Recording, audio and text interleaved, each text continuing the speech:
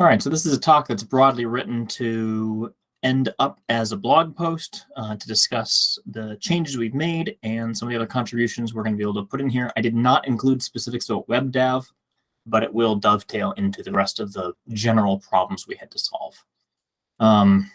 So in order to cover all this, and there is the details of how things are going to get better for us and why we've changed these things. But most of this is the background of how we got to where we are, why we made these decisions, and how all the various pieces plug together. With probably more technical background than we need. There's a lot of technical background here to say, how did we get to this point? I don't dig into the actually how does it work, but how should the web work, and how do these pieces interact with the web and the expectations we have. So the main question we're here for is, what are Nettie and Jetty?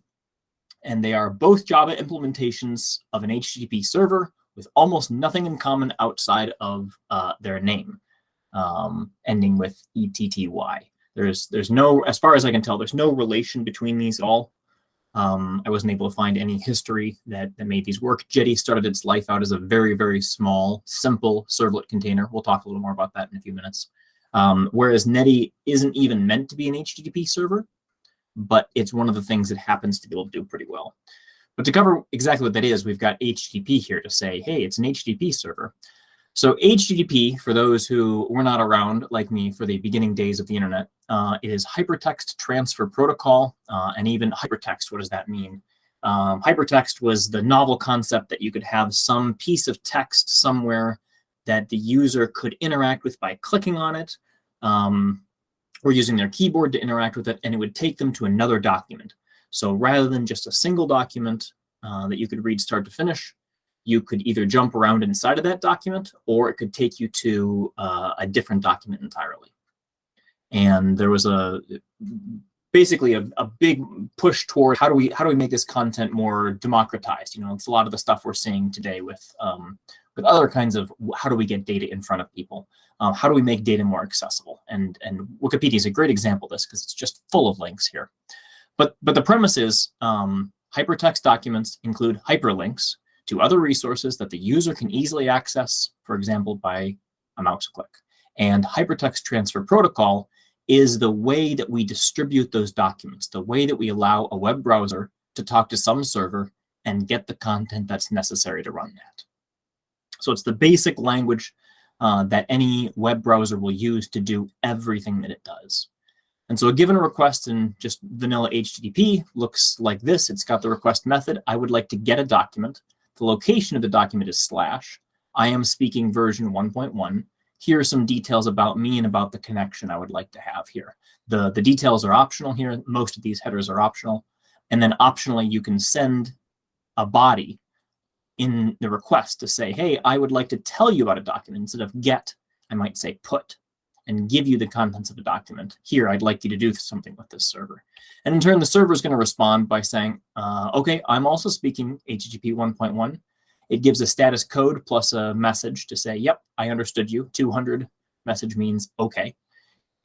There's more metadata headers about the response, which detail not only the server itself and information about the response, but also details about the document you were sent.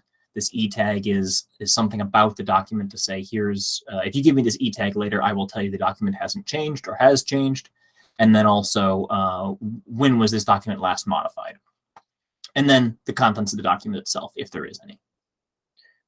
So very, very broadly speaking, it's just a request response format to say, I would like a document of some kind. Yes, here's the document. Or no, I'm sorry, I couldn't get that for you because it doesn't exist, 404. Or no, I can't get it for you because something is broken on the server, or any other possible responses here. We pretty quickly, relatively speaking, went from HTTP 1.0 to say one connection to the server for each request and response. The server closes the connection when it's done sending. And then 1.1 said, well, actually, let's leave the connection open. The server says, OK, I've got some more data for you. OK, I've got a little more data. OK, I've got a little more data. OK, I'm done.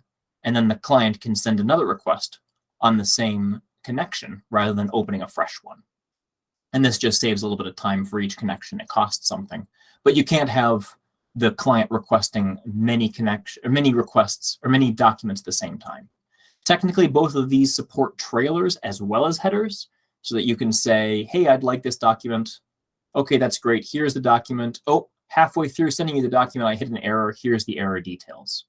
But trailers typically aren't supported by most clients, so they were very rarely used in the HTTP 1.x days. And both of these can be made secure by tunneling them through TLS, which is to say, we just wrap them up in some kind of encryption. HTTP is not affected by that encryption directly. And inside of that tunnel, once you've decoded the message, it just looks like plain HTTP. So all of this is a way to transition then to a discussion about, okay, what is HTTP 2? HTTP 1.1 was basically the only format that ran the internet for years and years. And then about 7 years ago, HTTP 2 showed up, and today it runs not quite the majority of the internet, but it's a lot of it. Only one connection exists for many concurrent requests and responses between the client and the server. So it's kind of like the idea about saying, hey, I've got a request. Okay, here's the response. Hey, I've got another request. Here's another response. Except multiple requests can happen at the same time. So calls tend to be faster. But unfortunately, we don't have this nice human-readable, I say nice, we don't have this nice human-readable format anymore. There's no way of just looking at the traffic over the wire and understanding it. The implementations are much more complex. It took quite a while from when it was introduced until people could actually build their own servers. So because HTTP 2, for all intents and purposes, runs on the same ports as HTTP 1, when a client first speaks to a server, it can't assume that it already knows how to speak HTTP 2. So it has to either start off with HTTP 1 and work its way up from there, wait for an error or request it be upgraded, or it just has to say, well, I'm just going to assume you speak HTTP 2 and hope for the best. The other option is if the connection is secure, it turns out that the handshake that happens between the client and the server can do that negotiation and say, well, I'm planning on talking HTTP 2 when we finish connecting. And the server says, oh yeah, I'll be able to do that when we finish connecting. And then they finish connecting, and then they can immediately jump right into HTTP 2. So HTTP 2 effectively requires secure connections.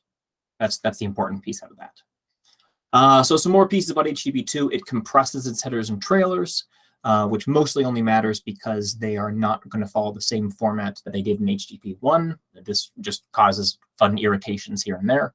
And multi-response and multi-request conversations are very easy to do. So within one single connection to the server, you can have multiple conversations going on at the same time. And even within a single request, you can jump back and forth and say, here's a response, here's another response, here's another response, here's another request, another request, another response. You can have actual conversations back and forth within each stream, within each connection.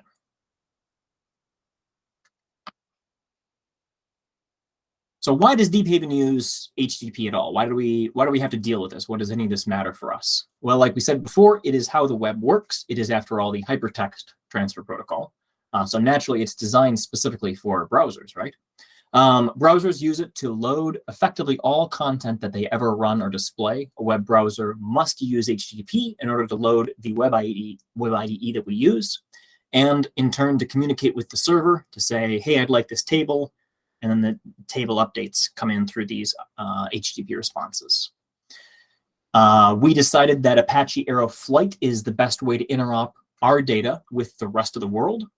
And Apache Aeroflight is based on Grpc, though technically they have told the world it's just an implementation detail. They could abstract it out at some point in the future, but I haven't seen any signs that they're actually planning on stopping using it. It does make it slightly difficult from time to time to use Flight because we can't assume certain things about Grpc, but it does use Grpc under the hood. And Grpc in turn is based on HTTP 2. Grpc cannot use HTTP 1.1. It is built around the notion of streams, and it makes use of trailers as well. It makes a lot of assumptions about how that traffic is going to work back and forth. So far so good. This all makes sense. Browsers speak HTTP. Grpc speaks HTTP. It seems like a great idea. And just to cover gRPC's own landing page, I wish it didn't have that line there. It is a modern, open source, high performance remote procedure call framework that can run in any environment. It can efficiently connect services across data centers with pluggable support for load balancing, tracing, health checking, authentication. It is also applicable in last mile of distributed computing to connect devices, mobile applications, and browsers to back-end services. What more could you want? That covers basically everything we'd need. So from there, Nettie and Jetty is what we're actually after here. So we know we've got all the pieces we need to make this work. To get Deephaven to talk about all these things, we now have Nettie, which is much, much more general than just HTTP. It is marketed as a non-blocking client-server I/O communication framework for Java, and it can handle lots of different ways of passing data around. It mostly is trying to say, let's make all these pieces easy to use, no matter what it is you're trying to build. Let's make that building part easy. All that we're going to care about for the sake of most of this discussion is HTTP and TLS. So the gRPC Java library that we lean on to package up our data as flight payloads provides gRPC Nettie, which is a specific package that gives us both a client and a server. We're just going to talk about the server here. And the server implementation is built on top of and around Nettie. The gRPC Nettie package doesn't directly expose Nettie, though. It just makes use of it to build us a server. It does have a few configuration options to say, how do you want to handle security? How long do you want to keep connections alive when the user hasn't said anything recently? It's how fast do you want to send messages back and forth, or how well to prioritize messages. So this means that while Nettie can be used in theory as a general purpose HTTP server for the rest of our content, the gRPC Nettie package permits it only to serve gRPC services, no static content, and it is never permitted to fall back to HTTP 1.1, despite Nettie being capable of doing so. The only way to change this would be to fork the whole gRPC Java library and start rewriting portions of it to do the things that we want to do. And those internals are pretty deeply buried. It is not designed to make this easy because it's not something that they had expected to make sense at all. So if we can't add our own content, all we have to do is serve the static content, and in theory, we're good. We can just add one more server. We'll make another server that will just serve our HTML, JS, CSS content. By itself, this is irritating, but it was straightforward for us to add, especially in a world of Docker. We just had to start 2 servers instead of 1 and provide orchestration between them. Okay, so the orchestration didn't turn out to work that well once we got to the point of Deephaven in Python or other environments like that, but it did work for a while. It did let us work pretty well for a moment. And it doesn't always work out very well because we have to say, well, you are connecting your browser to this server and then also to this server. So we have to tell the browser about 2 different servers it needs to communicate with. So we added one more server to make the whole thing work. We put a proxy in front of gRPC Java and in front of Nginx to just serve one website that has both the web content, the IDE itself, and then also we can connect to the engine from gRPC. In theory, we could have used Nginx as the proxy because that's one of the things it's able to do. Unfortunately, there's other details about that wouldn't work, so it's not worth digging into here. So once again, going back to gRPC, because basically we've got the whole story here. We've got a simple proxy in front of gRPC Java and in front of Nginx. We've got static content. We've got services. Services are in gRPC. gRPC uses HTTP. HTTP, of course, is hypertext. It's designed for that. That is its entire purpose of being, right? So this should be easy to do. And looking back at the gRPC definition, they even call out specifically. It can run in any environment. It's applicable in the last mile of connecting to browsers. And these are lies. These are not true at all. gRPC doesn't actually work in browsers at all. HTTP, while being for hypertext, it's a format for linked content that the user can easily access. But HTTP 2 includes a lot of features that browsers have not implemented and have no intention of implementing. They're features that don't make sense for hypertext. They don't work well for the web. And rather than rename them, we just bloated the spec to say, well, now it can do these other things that are only applicable for servers talking to servers. gRPC makes heavy use of these features. It's treating HTTP just as the fabric on which it will communicate between its services. So this idea of gRPC talking in the last mile of web browsers can't actually work. It doesn't work that way. It doesn't make any sense to work that way. We need another piece. We need one more proxy. And if we happen to have picked for our last proxy to be Envoy, then it more or less solves these problems for us. It can on the fly translate gRPC into something called gRPC Web, which is just like gRPC, except not in a couple of different ways. And back again. So without digging into the specifics of what exactly is different, we just have a few things that need to change. We lose the ability of doing streaming binary data. You can either stream data or you can have binary data, but you can't have both. We also lose any streaming beyond the first couple of minutes unless you use HTTP2, which in the browser always requires a secure connection. And a secure connection to your own local machine almost always means getting one of these banners and having to click through it and saying, oh, okay, well, this is probably okay because I know what I'm connecting to. So lots of irritations along the way we have to hit. We've got other ways that we could handle this for streaming binary data. We have, I typo there, it should be improbable engineering. We have a different client implementation that works in any modern browser, any browser released in the last 5 or so years. Is able to actually do streaming data from the server in a binary format to the client and not pay an extra penalty of encoding it so that the browser is able to handle it properly. So we have this alternative client implementation that allows us to get our streaming binary data back. We still can't stream data to the server. And then if we go one more step here, we can have all of this even if we have no TLS. We've got this gRPC WebSocket piece. There's a proxy and client, again, provided by Improbable Engineering. One WebSocket per stream keeps the implementation very simple. It's obviously correct just by looking at it. Lets each connection connect or fail on their own. And you get full bidirectional streaming without TLS. Okay. Back to Jetty. Why are we talking about Jetty? So Jetty fixes this? No, by itself, Jetty doesn't fix this. Jetty is a different Java web server, but more specifically, it's something called a servlet container. So while we saw that Nettie is a tool to build servers, you can use it to create different kinds of servers, like gRPC Java has done. Jetty is a tool to host applications that are built to a certain API. As long as you implement this API, there is a dozen different servers out there that will be able to take your content and correctly serve them. Any of these servlets can be deployed to Jetty. It will run the servlets as it sees fit. We just say, hey, I've got this content. I'd like you to manage it in some way. Please figure it out for me. And it's Jetty's responsibility to do that, which gives us less direct control over Jetty than we might have for Nettie.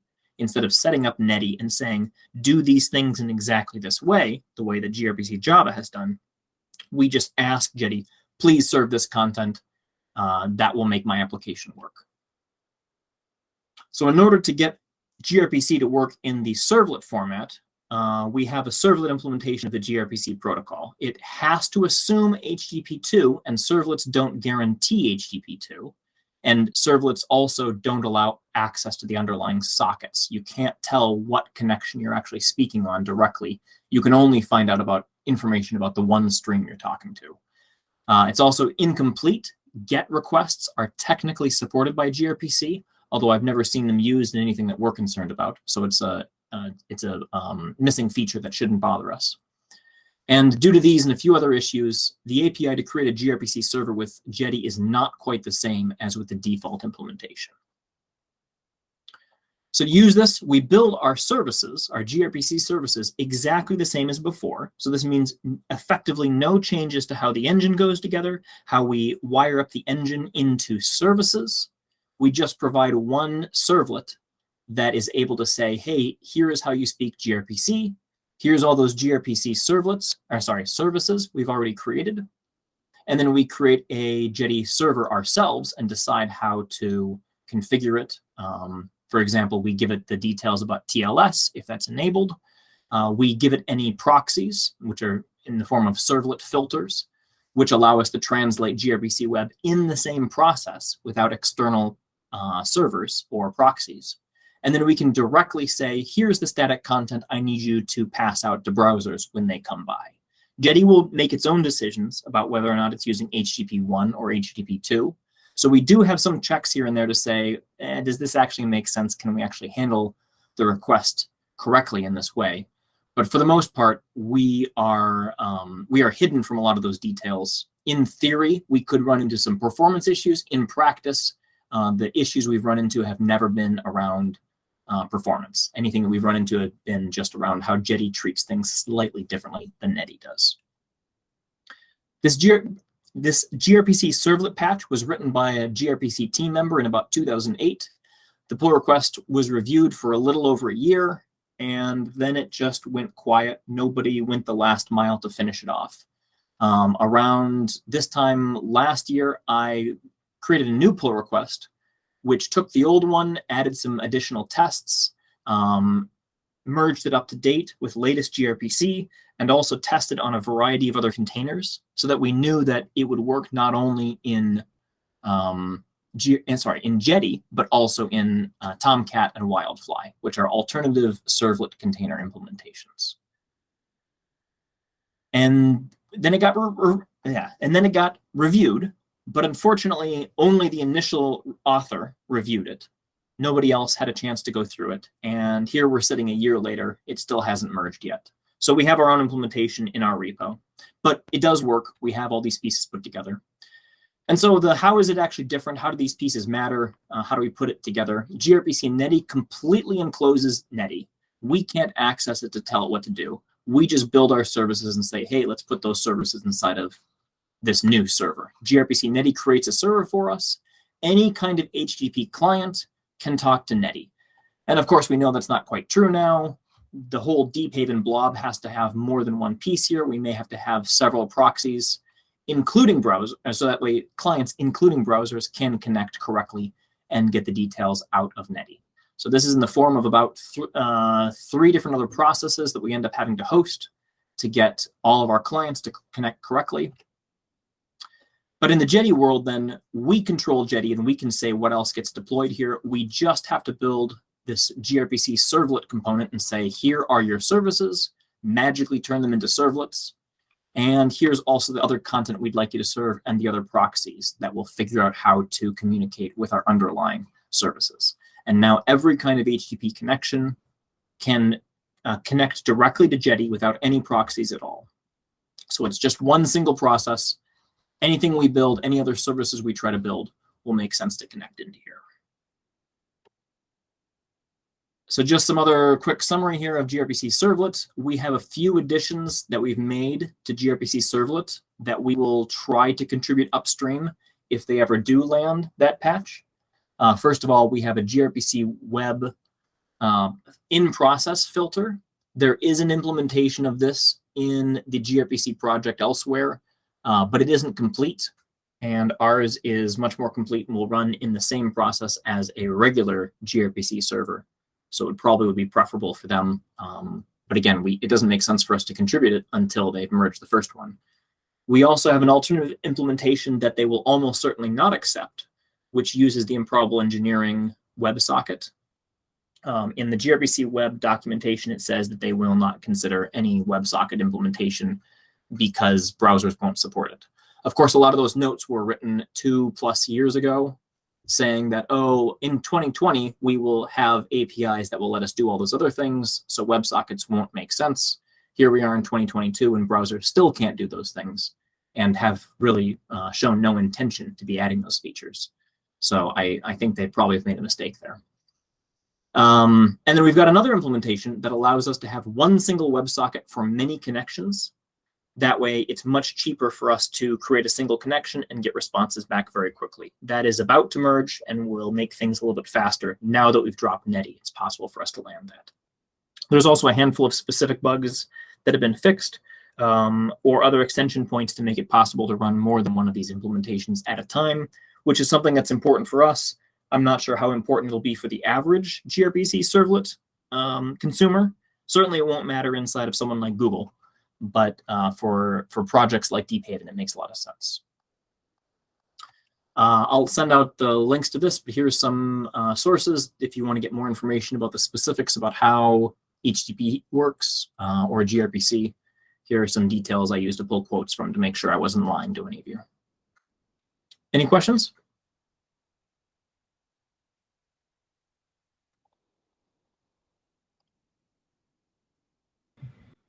Why was Jetty first developed? That's a good question. I believe its history was that it was a very, very lightweight servlet container. So the existing ones at the time were Tomcat, and I know Oracle had a couple from OC4J. I think they had another one too. WebSphere? I can't remember. Anyway, they tended to be very heavy. They needed a lot of pieces to get them up and running, and they tended to start slowly. And Jetty, in contrast, was made to start very quickly. There wasn't much to it. You could enable the features you wanted, and it was very easy to embed in a process. So that instead of saying, hey, let's install Jetty, and then copy my Java into Jetty and let Jetty run it, you could also say, well, my application just ships with Jetty, so it happens to do its own regular Java process stuff and also start a web server. You don't have to treat it like a servlet container that you deploy content to. You can treat it like a library to start a web server. And in time, it's grown to be a full-fledged servlet container, which can do anything that most of the other servlet containers can do. In reality, we found that it is the best implementation of HTTP2 of any of the other servlet containers we looked at. So it's the only logical choice to deploy gRPC servlet to. I mean, go ahead. From your point of view, there's obviously there were a combination of challenges in getting gRPC to browsers covering all the use cases we want, right? Like not only the incompatibility, but the streaming and the bidirectional streaming and localhost and things like that. Do you fundamentally, hey, there's a lot of data moving around the world on gRPC, and fundamentally, hey, there's a lot of people that want to interact with that stuff in browsers. Like, is this solution wildly relevant across many use cases, or no, it's really only going to be relevant if you have a bunch of different criteria the way we had a bunch of different criteria? It's a little hard for me to judge on that since I haven't used gRPC really as it's intended to be used. I think someone like Christian could speak a lot more eloquently to that, what gRPC is meant to do and what it's good at. We are using gRPC in a way that it's really not intended to be used for Flight. Flight's data format does use gRPC, but it doesn't really look like gRPC, and it doesn't really behave the way you would expect gRPC to look. You don't usually send gigantic data-dense messages in gRPC. And then further, we keep these streams alive, and they're very stateful. They can only go to the one server that they originated from, or only come from the one server that they originated from, because deltas couldn't bounce back and forth from different servers. You need a lot of state to keep these things going. So I'm not really sure what other use cases would be. I do know that typically web applications tend to design their APIs to favor the client first and foremost, what's going to be easy for the browser to handle and for JavaScript clients to handle. We are hitting some headache around that with how big of output gRPC and protobuf create for us. But I think that's something that we can probably continue to tackle once we decide it's a problem worth looking at. So I don't know. I don't know exactly what the profile of those kinds of cases are, whether or not it makes sense for us to say, hey, this is a general solution that applies to almost everybody.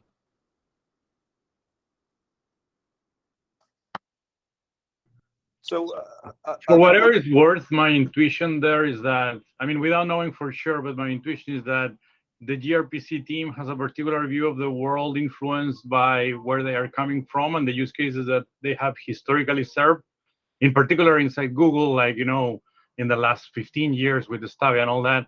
And I think gRPC is actually beginning to be used in practice for a lot more things. So they are being pushed in other directions. So I mean, I think some of this is going to be generally applicable and is beginning to be generally applicable. So maybe in time they will, I don't know, be more amenable to expanding in other directions. I don't know, but it's a guess.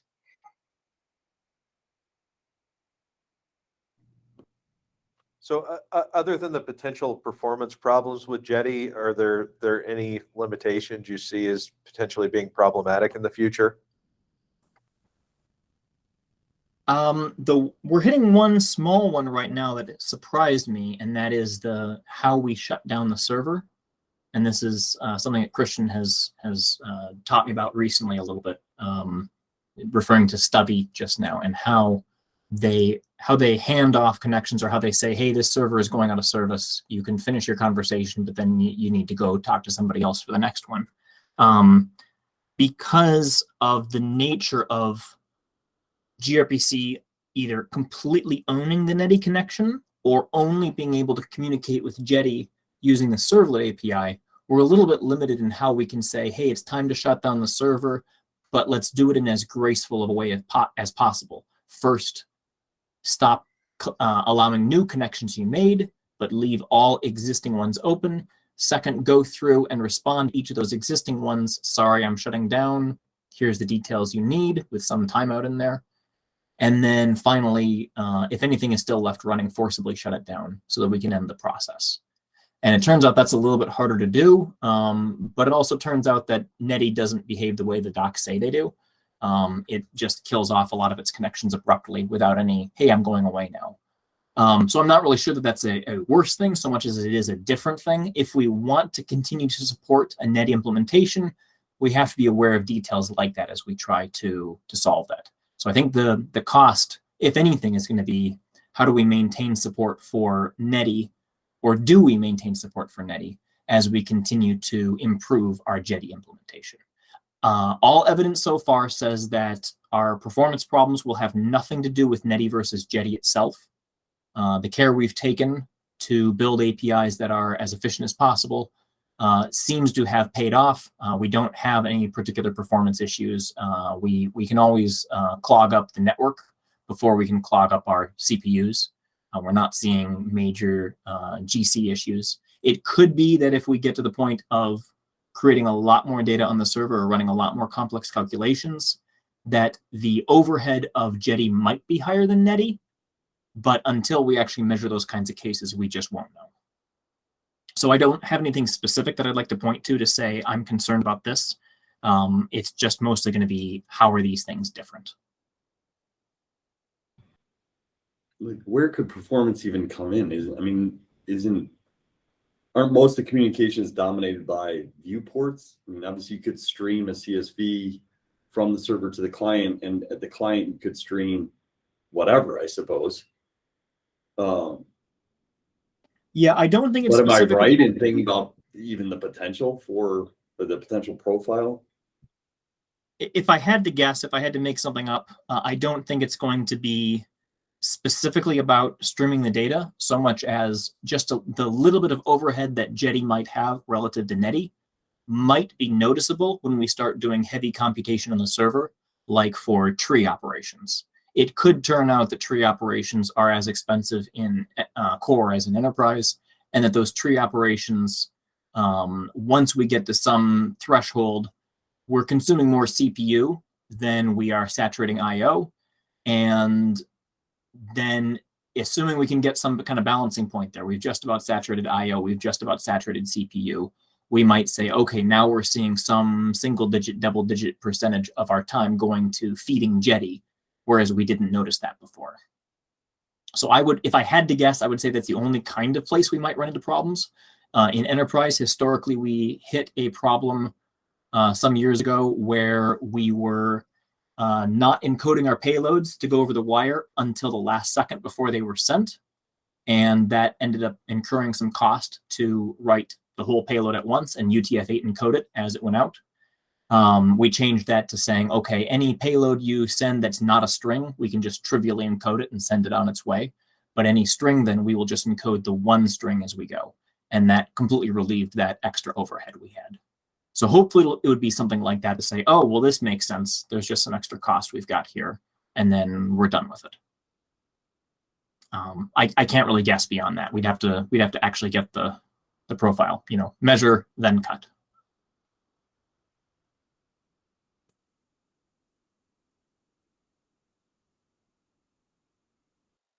Great. Any other questions?